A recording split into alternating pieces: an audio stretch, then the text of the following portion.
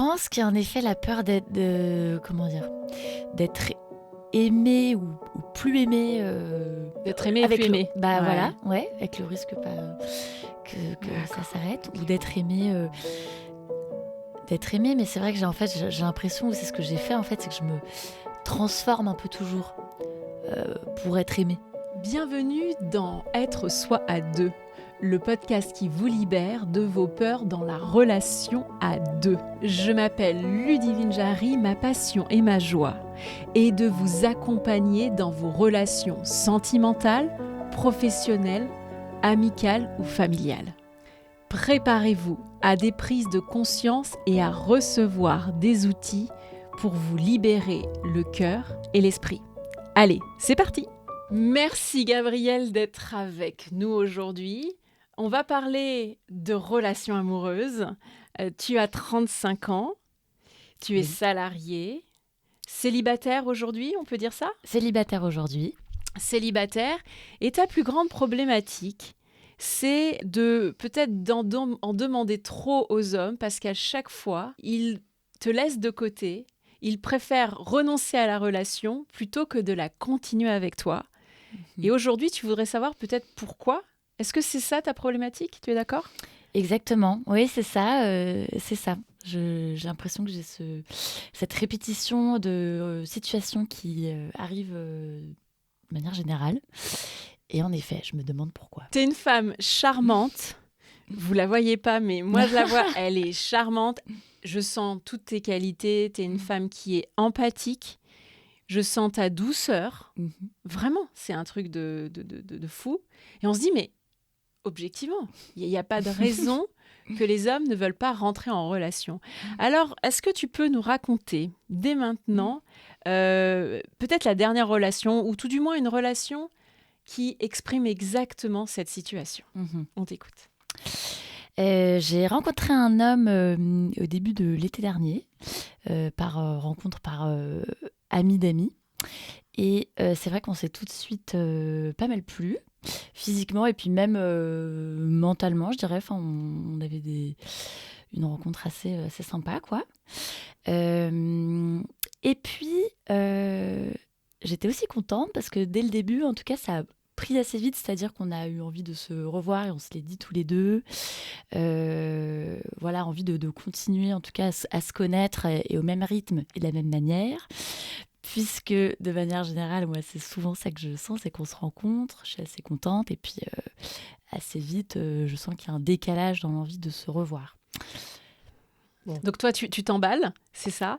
Et c'est ça que tu es en train de me dire ? En tout cas, j'ai envie que je dirais que ça marche, ou voilà, c'est plutôt ça, je pense.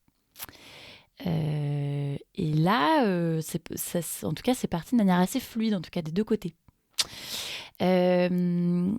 Et puis, c'était le début de l'été, donc c'est vrai on avait tous les deux des programmes assez chargés, des vacances et des week-ends de pont, tous les deux prévus chacun de notre côté.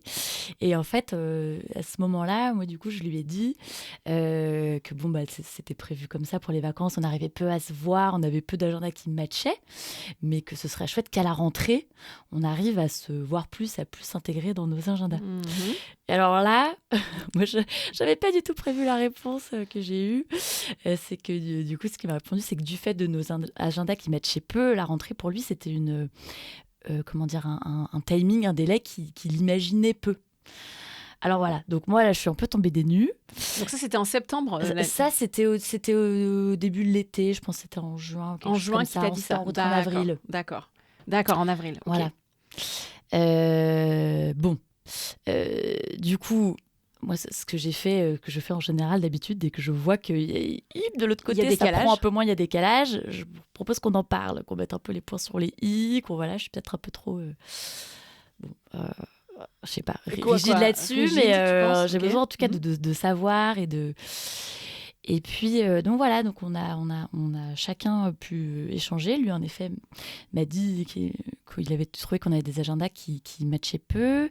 Et puis, du coup, il m'a aussi exposé d'autres choses, du fait qu'on avait des discussions, qu'il trouvait qu'on avait un peu du mal à se comprendre, à parler en profondeur, etc. il y a eu notamment un moment où ça a été le cas, une discussion, je lui ai demandé si c'était ce cas-là, où c'est vrai que moi, je me suis fermée. Il a voulu savoir des choses sur moi et ça m'a un peu gênée. Il m'a demandé notamment si je voulais avoir des... Il m'a demandé quoi? Si je voulais avoir des enfants ou comment je m'imaginais ma vie dans 5 ans ou 10 ans. D'accord. C'est bizarre, mais moi, à ce moment-là, j'ai eu l'impression qu'il fallait déjà que je réponde une réponse qui soit sympa, excitante. Enfin voilà, moi, ce que je me suis dit, mais j'imagine ma vie dans 5 ans ou 10 ans, il faut que j'ai rien qui est tracé, mais je me suis dit, il faut que j'ai une réponse qui soit cool, qui lui plaise. Et en fait, je me suis fermée, il l'a senti. Et voilà. Et donc, on en a reparlé notamment à ce moment-là après. Il m'a dit, lui, cette question, c'était pas du tout pour me mettre la pression, etc. C'était juste pour apprendre à se découvrir, apprendre à se connaître, etc. Bon, voilà. L'été, en tout cas, voilà, moi, au sujet, en tout cas, de ces questions d'agenda, moi, la réponse que j'ai eue, c'est que, en fait, l'agenda, ça se trouve et ça s'organise. Mais après, il faut qu'il y ait l'envie, en fait. Et là, c'est là où il faut qu'on en ait tous les deux l'envie. On arrivera à se voir plus si on le veut. Et que moi, j'en avais l'envie et qu'à lui de décider, de voir s'il l'avait. Et alors, lui, il l'avait pas, c'est ça? Et bon, on n'a pas donné de réponse à ce moment-là. On a du coup laissé passer l'été en se donnant en effet de moins en moins de nouvelles. Moi, au début, j'en étais du coup attristée de me dire ça marche pas, ça prend pas, il me donne pas en tout cas des réponses qui montrent qu'il voudrait essayer davantage. Mais bon, je suis partie en vacances, donc ça m'a aussi, ça a été l'occasion. Voilà, moi j'étais occupée, j'étais avec des amis, je passais des super vacances, et puis surtout je me suis dit je voulais pas, comment dire, que ça entache mes vacances. Je voulais penser à autre chose, me dire je sais pas ce que ça donnera cette histoire, mais en tout cas, il faut pas que ça me mine mes vacances, quoi. Ce serait trop dommage. Donc j'ai finalement petit à petit, je pense, tourné la page, ou en tout cas émis la possibilité que ça ne marcherait pas. C'est surtout ça, je pense, qui me rendait triste. Et puis à la fin de l'été, finalement, il est revenu vers moi en me disant que de son côté, ses sentiments, les choses n'avaient pas évolué, que du coup, il préférait en arrêter là. Chose avec laquelle, du coup, j'étais d'accord, mais j'avais eu le temps au moins de faire mon petit bonhomme de chemin et d'être OK. Ok, d'accord. Voilà. Première question, comment tu t'es sentie quand tu as senti le fameux décalage? Alors, je ne sais pas à quel moment il est arrivé. C'était quoi l'émotion qui a dû être récurrente Ouais. Pendant tout l'été et même avant? C'était quoi cette sensation? J'étais triste, j'étais en tension, je pense. Une tristesse, une tension, une peur donc. Peur. Ouais, une peur de quoi? Peur que ça s'arrête, peur de le perdre. Peur que ça s'arrête, peur de le perdre, ok. Ouais. Ouais, c'est ça. Peur de me dire qu'il m'aime moins, je pense, ou qu'il m'aime moins que ce qu'à un moment j'ai imaginé qu'il m'aimait. Alors, on n'était pas il n'y avait pas de sentiment, on s'est pas du tout dit qu'on s'aimait, mais qu'il m'apprécie ou qu'il me... Donc, il y avait la peur d'être rejeté, la peur de ne pas être aimé, c'est ça? Ouais, peur de ne pas être aimé. Ouais, sûrement. Enfin, quand tu me le dis, ouais. Oui, parce que c'est important. Je résume juste et je reflète juste ce que tu dis. Ouais. Donc, il y a cette peur, évidemment, d'être rejeté ou d'être abandonné, si ça résonne plus. Ouais. Souvent, c'est l'un et l'autre. Abandonné peut-être aussi. Cette peur de ne pas être aimé pour qui je suis. Très bien. Donc, il y avait ce sentiment-là qui a créé une tension.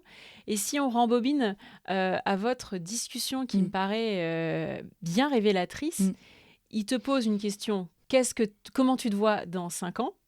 Tu l'as pas pris comme une agression? Un peu quand même, peut-être. Comment tu l'as pris? Mais si, mais c'est bizarre. En fait, j'ai pris comme une agression, alors que je comprends que lui, il n'est pas du tout posé dans ce sens-là. Tu sais qu'il avait... Tu sais que ça n'a pas été intentionnel de sa part, et pourtant, il y a une partie de toi.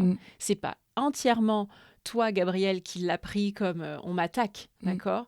C'était une petite partie de toi. Alors, on va aller, du coup, faire le focus sur cette partie, faire une espèce de zoom. Cette partie, pourquoi elle s'est sentie agressée, d'après toi? Alors, je me suis sentie... elle s'est sentie agressée. Alors, je pense que c'est la première idée, à mon avis, qu'il y a eu, c'est que je me suis mis la pression, en fait, je pense, voilà, d'avoir une réponse qui soit bien, qui lui plaise, quoi. En fait, de lui plaire, en fait. Ok, donc il te pose une question et automatiquement, un réflexe. Ouais. D'accord, Ouais. c'est quelle est la bonne réponse ? Ouais. Qu'est-ce qui pourrait le satisfaire ? Comment je pourrais être aimée ? Qu'est-ce qui pourrait lui plaire ? C'était ça. Il y avait un espèce de spotlight, de lumière, de focus sur toi. Ça a été peut-être inconfortable. Tu l'as pris en tout cas comme une agression. Je répète, une partie de toi. D'accord, c'est pas entièrement toi, mais une bonne partie l'a pris. Et au lieu de voir ça comme une preuve d'amour ou d'intérêt, tu l'as pris comme une attaque, et ta réaction était de réfléchir, et c'était hyper compliqué, et c'est émotionnellement épuisant de faire toujours en fonction de l'autre et pas en fonction de soi. Oui, complètement. Alors, c'est intéressant comme mécanisme. Il y a deux mécanismes là-dessus. Il y a la peur d'être aimé, tu recevoir en fait une forme d'attention, qui est cette belle question.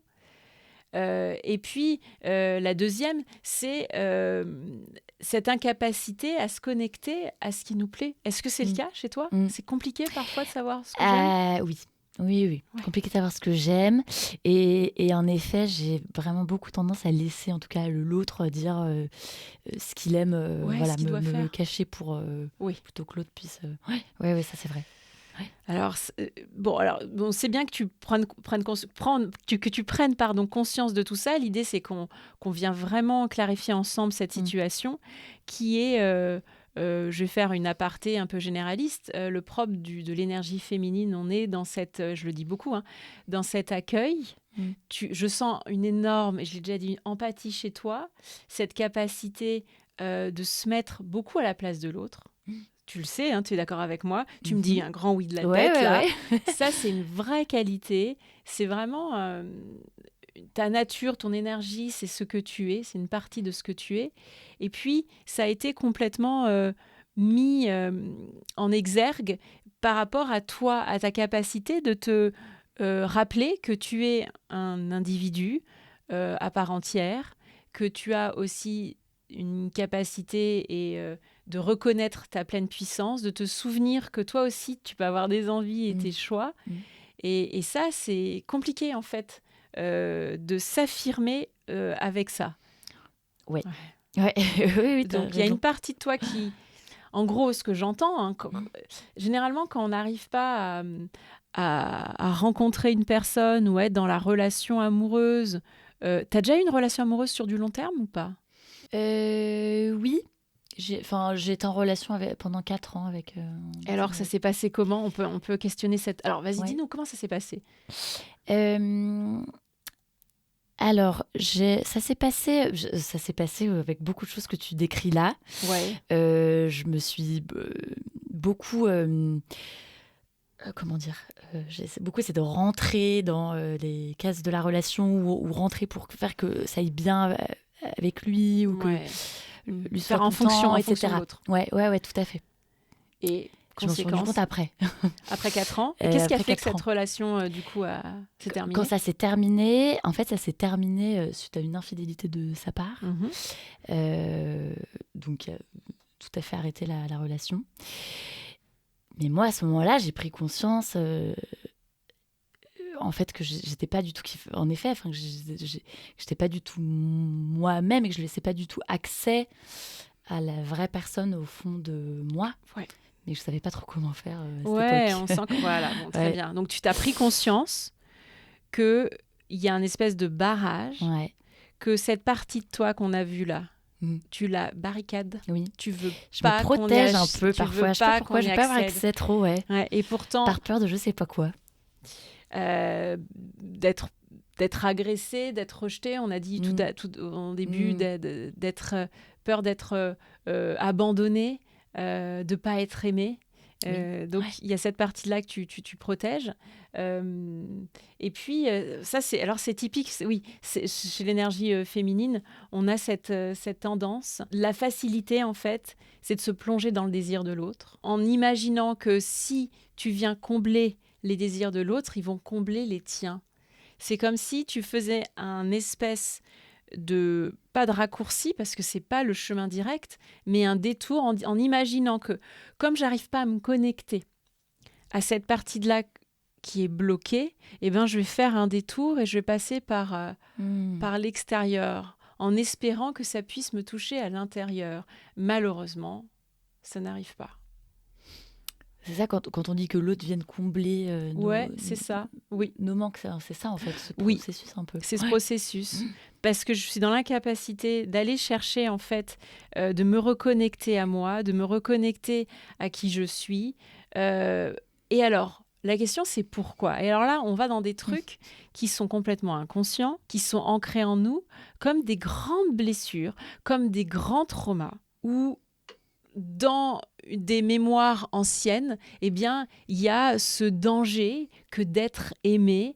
Il y a cette mémoire de profond, danger que de se révéler, que de montrer sa lumière. Peut-être que dans ton passé, aujourd'hui, tu as eu d'autres expériences comme ça, d'autres gros traumas, c'est possible. Est-ce que c'est le cas ? Ce qui me revient là, c'est un peu le moment que je garde en mémoire, qui était difficile, qui était avant du coup, je dirais quand j'étais petite, qui était en fait un moment où mes parents se disputaient beaucoup, parce qu'après ils se sont séparés. Enfin, voilà, c'est le seul moment où je pourrais dire que j'ai eu un choc émotionnel un peu difficile à vivre. Ouais, comment tu t'es sentie petite ? Alors, j'ai peu de souvenirs en fait. T'as peu de souvenirs de ton enfance ? J'ai vraiment enfance ? peu de souvenirs qui remontent. Ok. Je me souviens juste de moments où j'entendais, moi, dans la pièce à côté, en fait, mes parents qui se disputaient. Mon père, à ce moment-là, me faisait un peu peur. C'était hyper malheureux, donc hyper froid. Donc moi, je me faisais plutôt... Petite ? Ouais, petite. Je pense que j'ai vraiment voulu faire que ça se... Pas que ça se passe bien, mais pas faire trop de vagues, quoi. Enfin, c'est ça que je me souviens un peu. Ouais, ok. Qui me revient. Je sais pas si c'est lié, mais en fait, le mécanisme, il était déjà en place. Tu penses d'avoir quel âge donc c'est arrivé ? Les souvenirs que tu as ? Ça, j'avais 9 ans. Ouais, donc t'étais plutôt grande. Ouais. Et avant, pas vraiment de souvenirs. J'ai très peu de souvenirs, ouais. Très peu de souvenirs, ok. Oui, déjà, on sent qu'il y a une forme de mutisme. L'expression de soi a été bloquée et c'est tout à fait compréhensible. Lorsque on vit un trauma, le corps, il se met en mode survie. Donc, on se coupe de nos sensations parce qu'ils sont trop douloureux à ressentir et on préfère se mettre à distance de tout ça.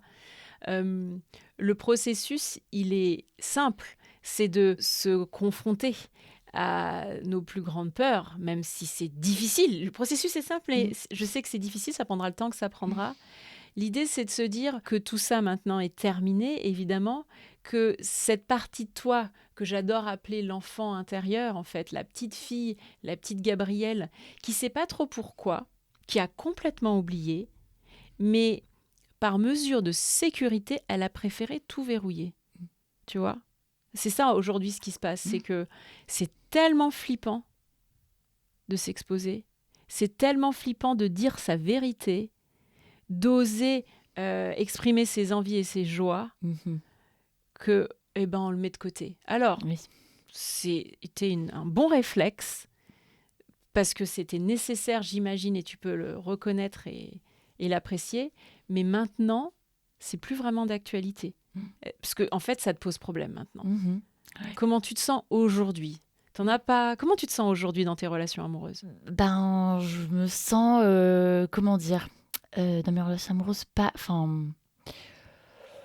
pas... comment dire ? Pas bloquée, mais pas... Pas bloquée. En fait, je peux te dire le mot que je sens. Ouais. Tu me dis si ça résonne. Hein. Je sens que t'es en attente. Il y a ce truc... T'es d'accord avec moi ? Oui, je suis en attente, c'est vrai.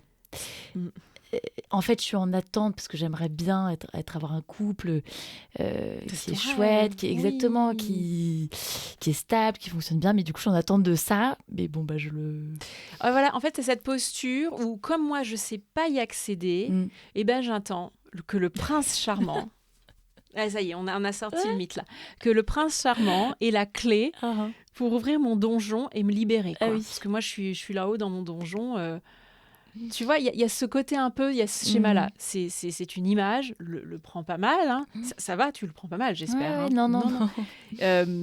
Mais c'est vraiment, on est toutes bercées et tous aussi dans ce truc de conte de fées et de prince charmant.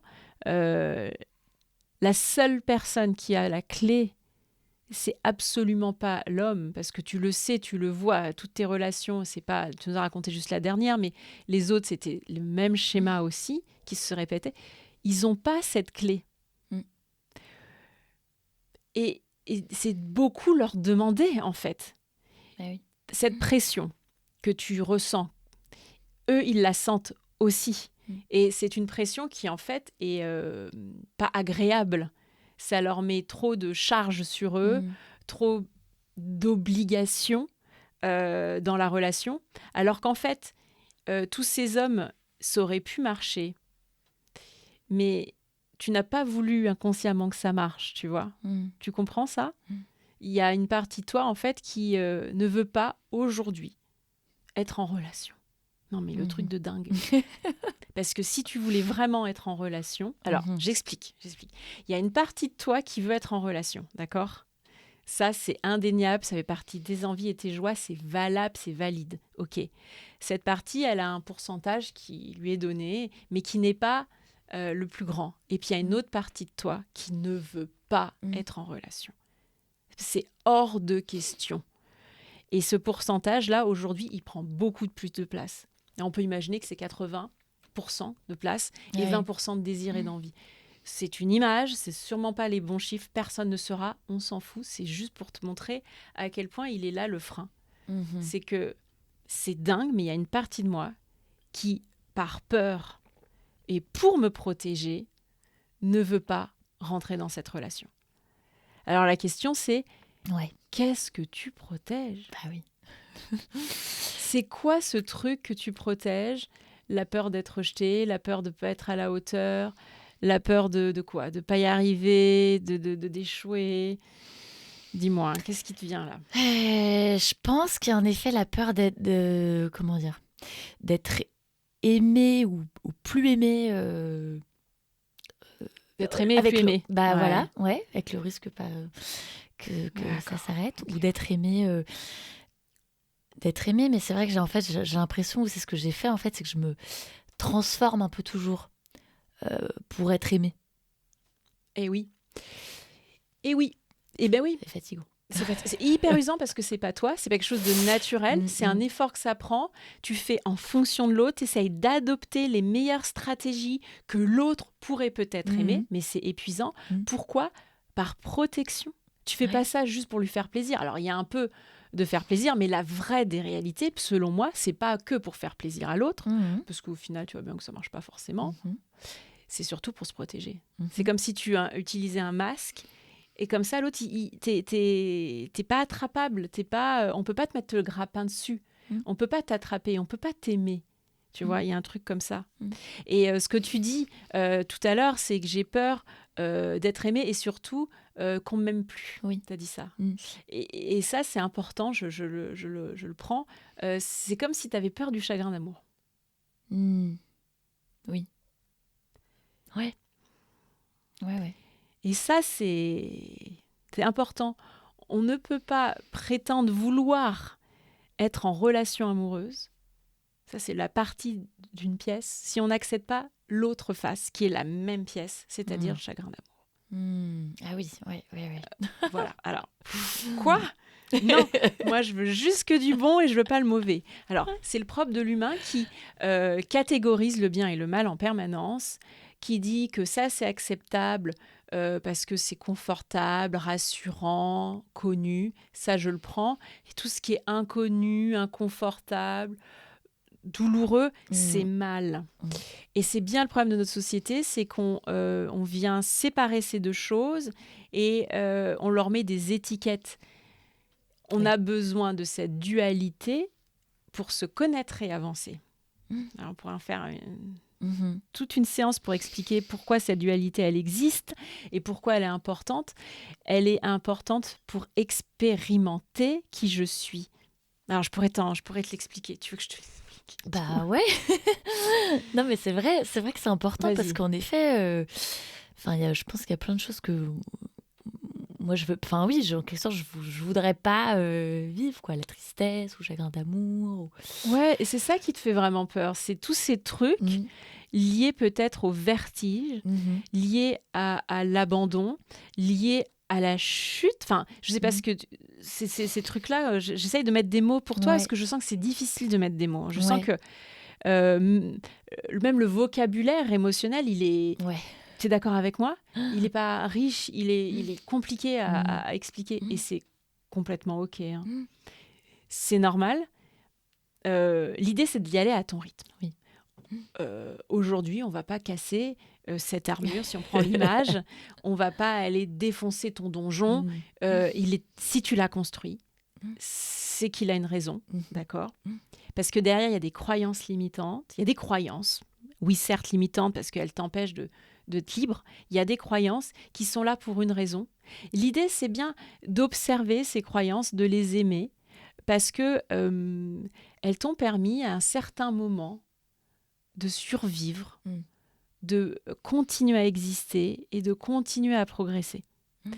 Et maintenant, on peut juste se rendre compte que peut-être elles ne sont plus d'actualité, ce que j'ai dit tout à l'heure, que tu peux vraiment les observer, prendre le temps. Maintenant que tu as 35 ans, que tu as un travail, que tu as une situation, que les choses sont quand même stables autour de toi, tu peux t'amuser à tester peut-être d'autres trucs, tu vois.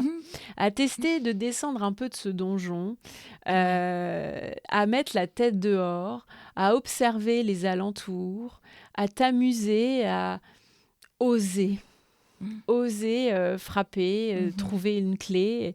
Et c'est en observant ton entourage, en observant, bien sûr, l'analogie, c'est de l'entourage, c'est ce qui se passe à l'intérieur de toi, en observant ce qui se passe à l'intérieur de toi, en osant à chaque instant se connecter à toutes ces petites sensations, parce qu'en fait, toi, tu es une machine à sensations. Hein. Ouais. Tu es une machine, nous sommes tous des machines à émotions, mais quand on est empathique comme toi, on les sent fois deux. Est-ce que tu comprends? C'est vrai ou pas? Tu valides ce que je dis? Je pense que je me coupe pas mal, mais... Oui, tu te coupes, mais... Mais oui, c'est possible, ouais. Est-ce que, on va voir, est-ce que quand tu rentres dans une pièce, tu as cette capacité de tout de suite sentir l'atmosphère? Oui, mais en fait, j'ai pas l'impression de le faire plus que quiconque. Enfin, je dirais que oui, compliqué de se comparer. Hein. Ouais, voilà, exactement. Mais est-ce que toi, quand tu rentres dans une pièce, tout de suite, tu vas... Alors, c'est peut-être par réflexe automatique de méfiance. Bon, tu vas scanner, voir nanana. En tout cas, tu t'arrives à sentir l'atmosphère de cette pièce rapidement. Ouais, sentir comment l'autre... Bon, c'est de l'empathie, hein. D'accord? Est-ce que tu es plus empathique de la moyenne? On s'en fout. En tout cas, ce que je suis en train de te dire, c'est que tu as cette qualité et que tu vas pouvoir l'utiliser à l'intérieur de toi. Au lieu de scanner l'atmosphère d'une pièce pour savoir est-ce qu'on va m'agresser, lui non, comment je dois me comporter en fonction de lui. T'imagines l'enfer? L'idée, c'est de faire ça, parce que tu le fais très bien, extrêmement bien d'ailleurs, mais c'est épuisant, de le faire à l'intérieur de toi, de tourner en fait les caméras, de tourner et de scanner un peu tous les jours, hein, comme dans la méditation qu'on fait ensemble, hein, de scanner un peu comment je me sens, les sensations à l'intérieur.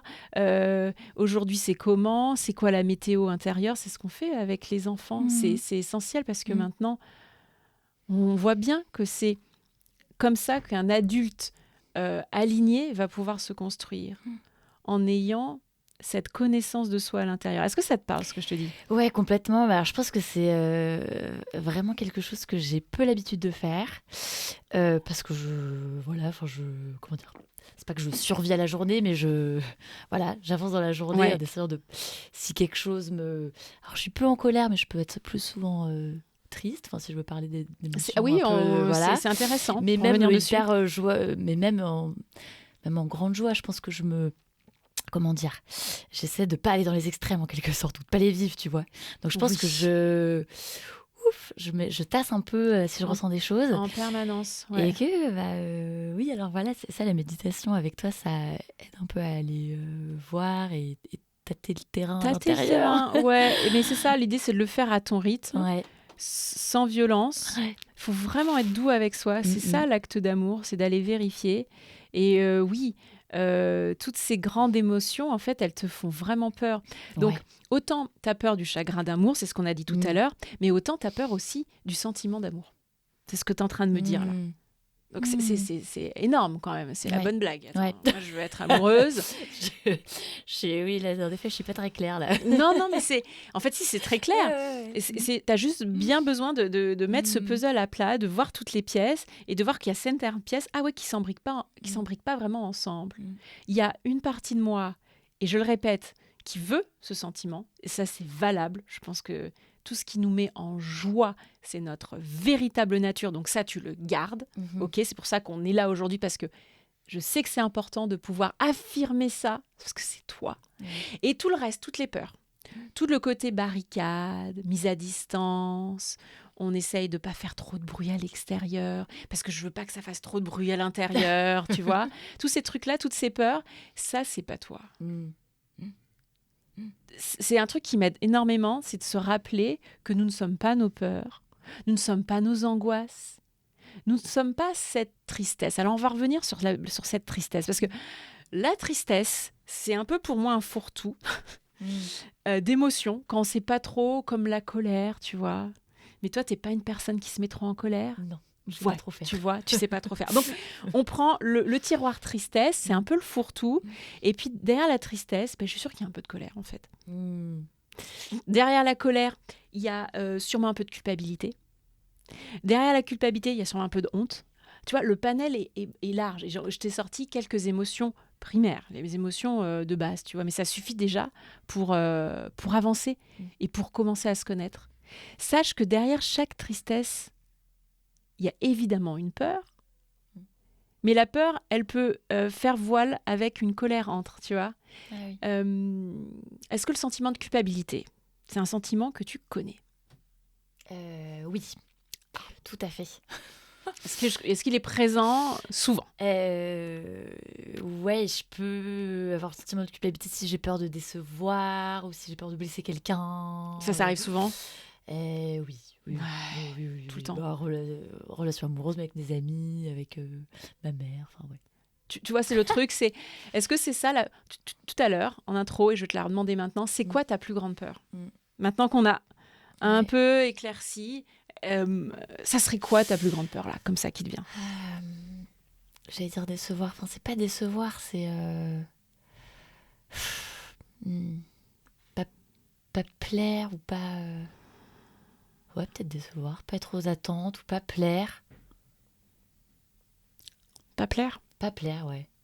C'est très proche, hein, peur de pas plaire, de pas décevoir. Ce qui est important, c'est le mot que tu choisis. C'est plus plaire ? Plaire, je dirais. Ouais. Ah bon, voilà. Oui. Ouais, c'est ça. Alors, ça veut dire qu'en fait, il y a une partie de toi qui ne te plaît pas. Ah ouais, alors elle est bonne celle-là.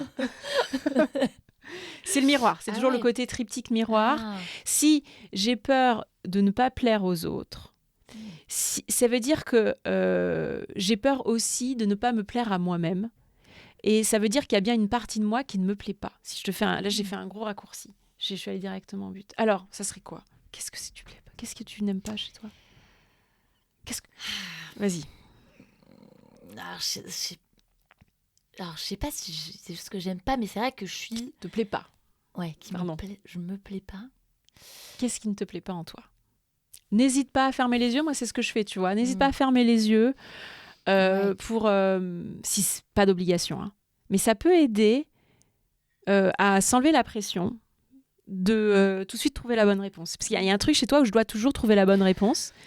N'est-ce pas ? Je me trompe pas ? Tu me le dis, oui. Oui, non, mais tu me dis si ça sonne faux, hein. C'est des trucs que je ressens, donc tu me dis.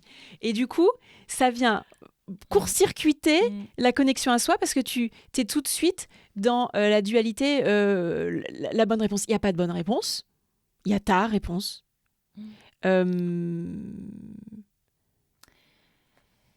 qui me vient, alors, par exemple, au sujet, au boulot, c'est pas que je m'aime pas, mais que je suis toujours en train de me critiquer, me dire est-ce que tu as été assez efficace, il faut que tu fasses plus vite, est-ce que c'est à la hauteur de ce qu'on attend.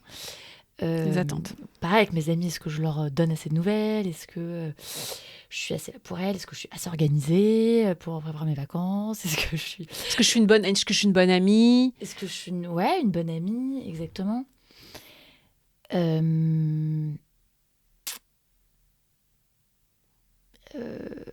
Ouais, voilà. Est-ce que ce que je dis, c'est intelligent? Est-ce que je suis une bonne personne? Ouais. Une bonne professionnelle? Je crois que je suis. Enfin, je crois que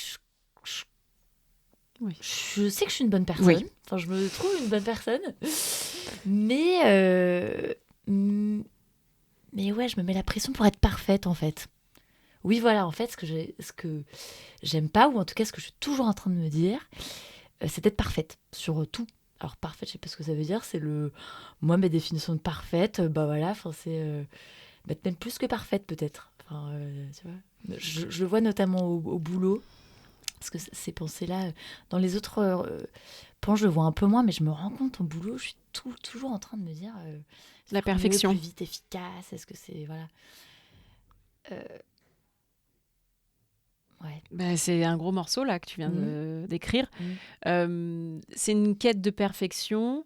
Alors dans le perfectionnisme, en fait, j'aime bien l'image de l'île déserte. C'est en étant dans cet état de perfection où on ne peut pas être attaqué. Parce que si j'arrive à atteindre cette perfection, je ne serai pas critiquée ou jugée. Sauf que tu te rends compte maintenant, et tu le sais, les critiques, elles ne viennent pas de l'extérieur. En fait, elles viennent de l'intérieur. C'est bien toi et toi-même qui, en permanence, t'envoient des pics. Et t'essayes de faire... Oui. Donc, c'est un espèce de petit combat, quoi. T'essayes de te mettre tranquille, inatteignable sur ton île déserte. C'est pour ça, je suis dans mon île déserte peinard. Et en même temps, en permanence, on vient m'embêter. Et c'est bien toi qui t'embête. Tu viens te mettre la pression. On me disait que tu te mettais la pression aux autres et tout ça, mais tu te mets évidemment la pression sur toi au niveau même du temps, de la temporalité. Il faut toujours ça aille. C'est jamais assez vite. Je suis toujours pressée. C'est vrai. Et il y a cette notion quand on est pressé de toujours. C'est pour éviter en fait le moment présent. Cette sensation de faire toujours plus vite, enchaîner les tâches et les tâches, c'est pour pas se sentir. Voilà. Je suis toujours dans l'anticipation, l'hyper-anticipation, l'hyper-organisation. Ouais. Pour pas me être face à moi-même. Ouais. Mais c'est marrant ce que tu dis, parce que ça me fait penser mes week-ends. Alors j'ai toujours une grande envie de me reposer, de me détendre, sauf que je me fais des to-do list de week-end et j'ai toujours l'impression qu'en plus je vais pas assez vite dans ma to-do list de week-end et je suis toujours prise à l'intérieur de moi en me disant mais je voulais profiter, oui mais c'est terrible. Ouais, c'est terrible, mais c'est vrai, c'est terrible. Et en fait, donc tu dois être fatiguée, je sais pas. Ouais. Non. Comment tu te sens avec tout cette to-do list? Ouais, c'est vrai, je suis souvent fatiguée. Parce que c'est de l'énergie en fait qui part à l'extérieur. Qui doit peut-être aider des gens. Hein. Je ne dis pas qu'elle est à perte, elle aide d'autres personnes, mais en tout cas, ton énergie, elle n'est pas tournée vers toi. Et c'est ça le vrai problème. C'est une énergie qui est répandue, qui se déverse à l'extérieur. C'est une fuite énergétique. On parle de fuite au niveau du temps. Il y a une fuite d'énergie qui est importante. On va colmater. J'aimerais que tu puisses colmater tous ces trous pour permettre à cette énergie de rester. Alors vas-y à ton rythme. Ne colmate pas tous les trous d'un coup parce que ça peut faire wow, un peu violent de se retrouver avec soi comme ça du jour au lendemain. Moi, je ne le conseille pas. D'accord ? Il y en a qui font ça, mais s'ils le font, c'est qu'ils sentent que c'est OK. L'idée, c'est quand même d'y aller doucement, à son rythme, et d'avoir cette vigilance. Maintenant, tu sais où sont ces pertes énergétiques, c'est l'autocritique. à chaque fois que je m'autocritique, à chaque fois que je me dis que ça va pas assez vite, à chaque fois que je me mets une pression, à chaque fois que j'ai mes attentes, tu es dans une fuite. Ouais. D'accord ? Tu es en train de perdre ton énergie et tu es moins dans la connexion avec soi, dans l'amour de soi, et tu seras moins dans la relation amoureuse. Plus tu vas être dans l'amour de toi, de soi, plus tu vas prendre soin de toi. Mais je vois le truc qui commence du bas et qui va tout doucement monter. En fait, j'ai l'image d'un espèce de grande jarre. Hein, quand je parlais des fuites, il y a des trous un peu partout. Et l'idée, c'est de commencer vers le bas, vers la sécurité, l'enracinement, l'ancrage, et de monter tout doucement vers le haut. Et naturellement, tu vas pouvoir remplir, tester. Il y aura peut-être déjà des fuites, mais déjà, ça va être beaucoup plus... ça va plus circuler. Ça te parle, cette image ? Ouais, j'aime bien. Donc, l'objectif, c'est évidemment de s'aimer. Parce que je vais m'aimer entièrement et pleinement, j'attirerai cette relation amoureuse qui me correspondra. Parce qu'en fait, la vraie question que je voulais te poser tout à l'heure, il y en avait plein, c'est je pense pas que tu as été déjà amoureuse, en fait. Alors, je te pose la question, as-tu déjà été amoureuse ? Je sais pas, c'est possible que non. Je pense que j'ai beaucoup tenu à quelqu'un, en quelque sorte. L'attachement. Ouais, c'est ça. C'est une forme d'amour. Et beaucoup de tendresse pour la personne et d'affection, mais j'étais vraiment amoureuse. Ce sentiment amoureux Ouais. qui te prend au niveau du plexus solaire, qui te prend au niveau du cœur, ça, c'est quelque chose qui est fort et puissant, qui n'est absolument pas contrôlé par la tête. Tu ne sais pas pourquoi, en fait. C'est quelque chose qui te dépasse.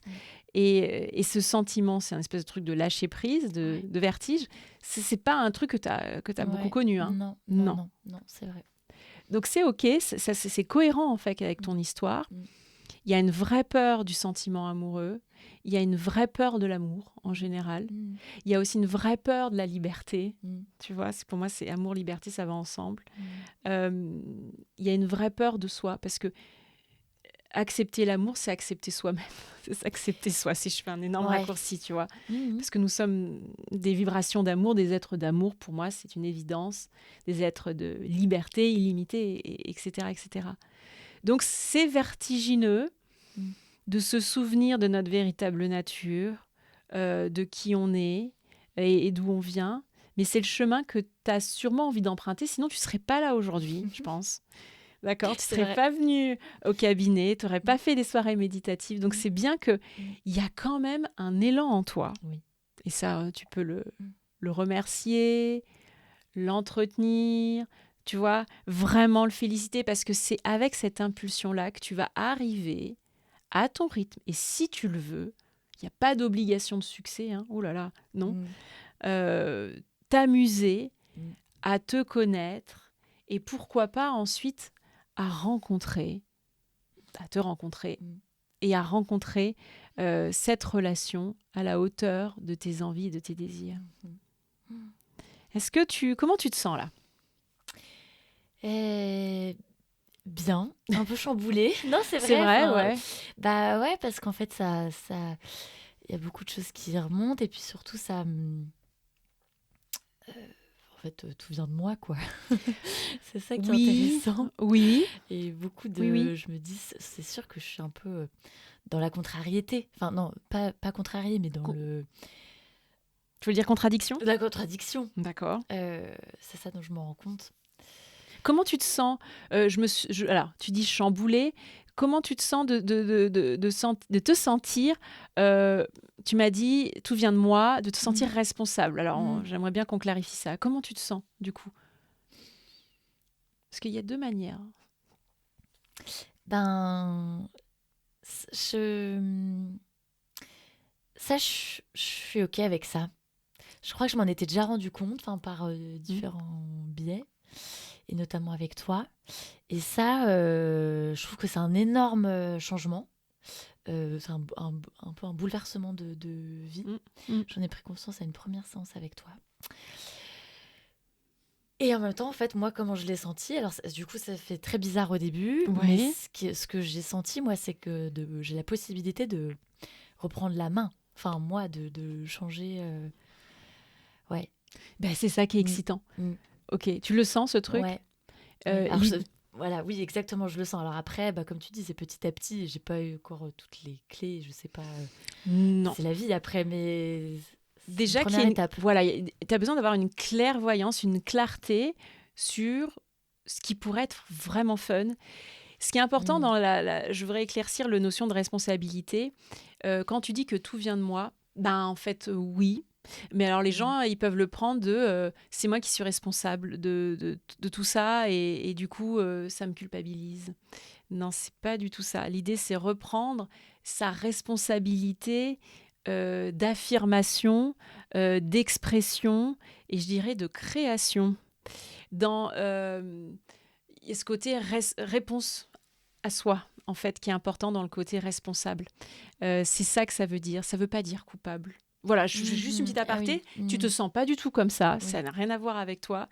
Mais c'est juste pour éclaircir ce truc qui revient souvent, où les gens, parfois, ils utilisent ce biais-là pour encore plus se culpabiliser et s'auto-flageller. C'est absolument pas l'objectif. L'objectif, évidemment, c'est d'être doux et de s'aimer et de faire ça à son rythme. Mais on a besoin de clairvoyance. Donc un peu chamboulé, tu te reprends un peu le contrôle. Tu vois ce truc qui va être vraiment fun, en fait. Purée, quand tu as compris que la vie, c'est que de la création, c'est qu'un grand jeu, waouh. C'est vrai que t'as raison, c'est drôle de le voir comme ça. Oui. Ouais. Et toi, tu étais dans une posture un peu passive avant, tu vois, d'attente, n'est-ce pas, qui est déjà en train de changer. Là, je ne l'ai plus du tout, cette énergie-là. Un peu victime aussi. Je ne comprends pas, machin.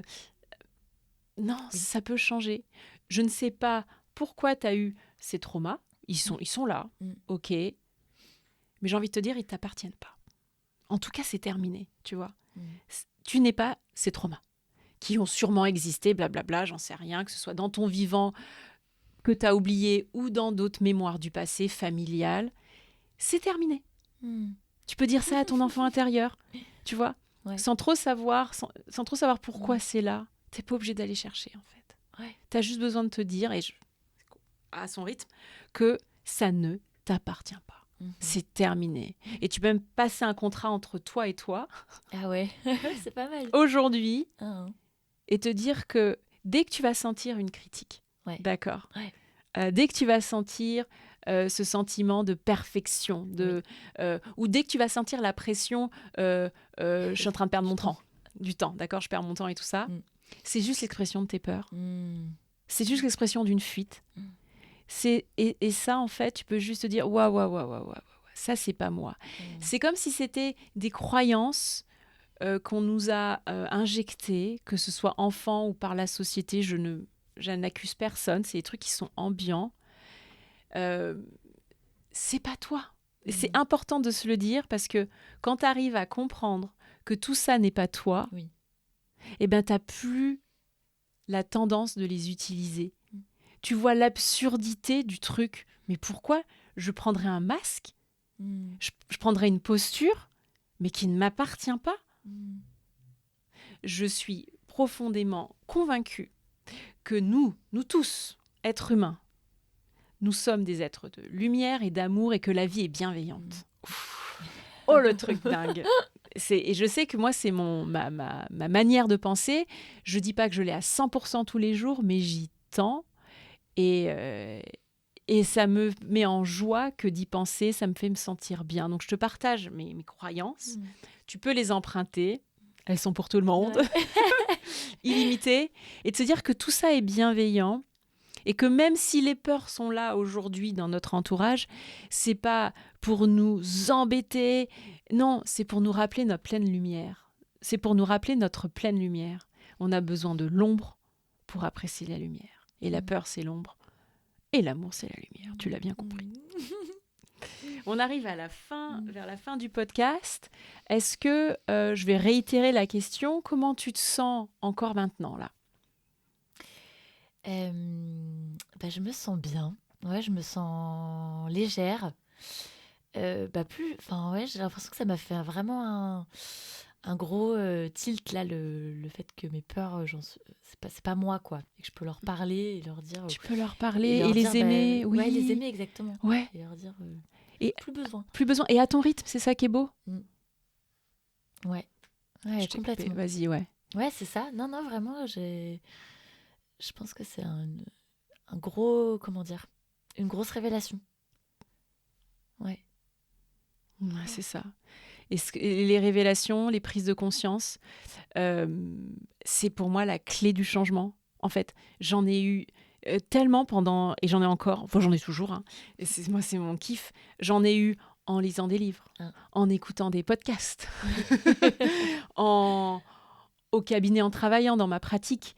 Mais la littérature, parce que je lis énormément, j'en ai eu mais énormément, et en faisant des ateliers et des retraites et tout ça. Et c'est l'accumulation de ces micro-prises de conscience qui, à un moment donné, permettent ensuite de tout doucement descendre et de comme nous permettre de l'incarner ensuite, de l'expérimenter. Moi, c'est comme ça que je vois le processus. Moi, ça a besoin, à un moment donné, de faire sens. L'humain, il a besoin de faire sens. Et tout doucement, ensuite, on va pouvoir le mettre en mouvement et l'intégrer dans notre vie au quotidien. Donc, les prises de conscience, c'est l'étincelle du changement. C'est vraiment ça. Et plus t'en as, et plus tu les entretiens, encore une fois, par des lectures, tu as besoin de t'entourer dans cette évolution. Plus tu fais un feu d'artifice. Feu d'artifice, et alors, on ne voit que toi après. À la fin, ça explose. À la fin, ça explose. T'es dans la lumière, et tu aimes être dans la lumière. Ça ne fait pas toi une personne égocentrique. On en reparlera un autre jour. Ça n'a rien à voir. C'est juste se reconnaître dans notre véritable nature. Ouais, c'est trop beau. Ouais, c'est beau. Merci beaucoup, Gabrielle, Merci pour ton authenticité, ton partage et le temps passé, parce que je sais qu'il est précieux chez toi. Alors, tu pourras revenir quand tu voudras. Je serai ravie de suivre un peu tes péripéties, tes aventures. Et peut-être qu'un jour, tu viendras nous dire que ça y est, tu as rencontré quelqu'un avec qui ça se passe merveilleusement bien. Et on pourra continuer à évoluer là-dessus. Ça serait génial, avec non? Avec plaisir. Ce serait génial. Ouais. Mais c'est ce qui va se passer. Je m'y vois déjà. C'est ce qui va se passer. Merci beaucoup. Merci Ludivine. Et à très vite. Au revoir.